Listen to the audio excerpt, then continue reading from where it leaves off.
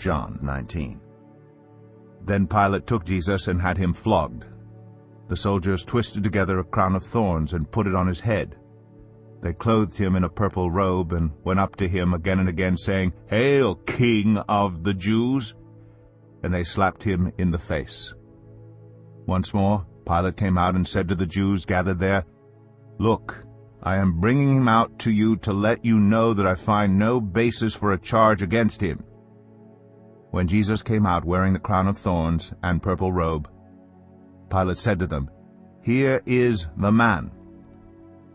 As soon as the chief priests and their officials saw him, they shouted, "Crucify! Crucify!" But Pilate answered, "You take him and crucify him. As for me, I find no basis for a charge against him." The Jewish leaders insisted, "We have a law, and according to that law he must die, because he claimed to be the Son of God." When Pilate heard this, he was even more afraid, and he went back inside the palace. "Where do you come from?" he asked Jesus. But Jesus gave him no answer. "Do you refuse to speak to me?" Pilate said. "Don't you realize I have power either to free you or to crucify you?" Jesus answered, "You would have no power over me if it were not given to you from above. Therefore the one who handed me over to you is guilty of a greater sin."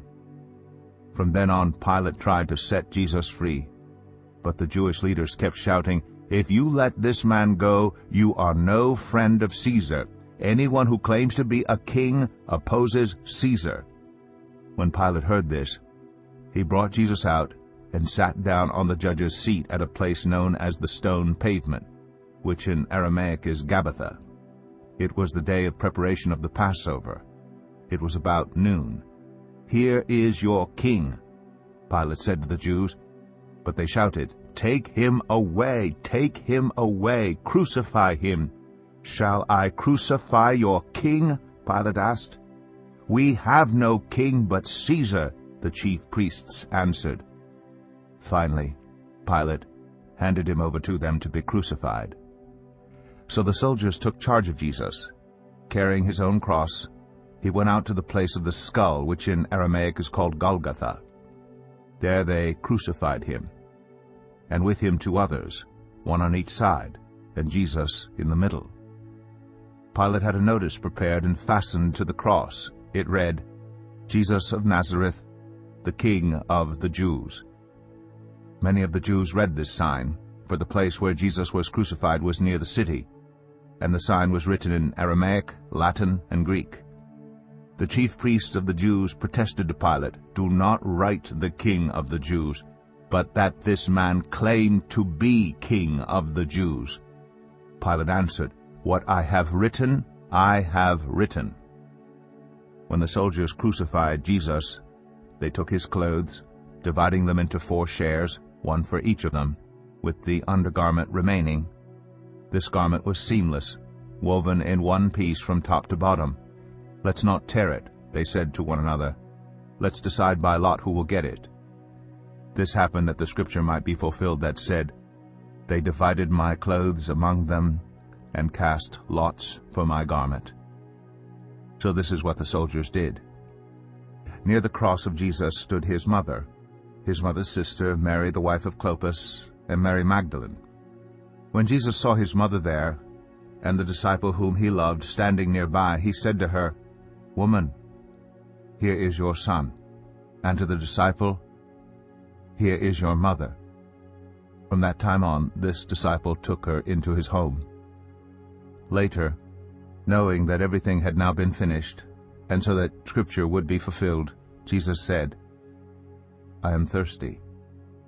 A jar of wine vinegar was there, so they soaked a sponge in it, put the sponge on a stalk of the hyssop plant, and lifted it to Jesus' lips. When he had received the drink, Jesus said, "It is finished." With that he bowed his head and gave up his spirit. Now it was the day of preparation, and the next day was to be a special Sabbath. Because the Jewish leaders did not want the bodies left on the crosses during the Sabbath, they asked Pilate to have the legs broken and the bodies taken down. The soldiers therefore came and broke the legs of the first man who had been crucified with Jesus, and then those of the other. But when they came to Jesus and found that he was already dead, they did not break his legs. Instead, one of the soldiers pierced Jesus' side with a spear, bringing a sudden flow of blood and water. The man who saw it has given testimony, and his testimony is true. He knows that he tells the truth, and he testifies so that you also may believe. These things happened so that the scripture would be fulfilled. Not one of his bones will be broken. And as another scripture says, they will look on the one they have pierced.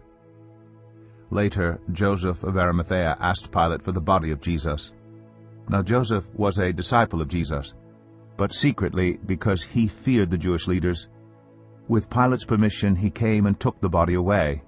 He was accompanied by Nicodemus, the man who earlier had visited Jesus at night. Nicodemus brought a mixture of myrrh and aloes, about 75 pounds. Taking Jesus' body, the two of them wrapped it with spices in strips of linen. This was in accordance with Jewish burial customs.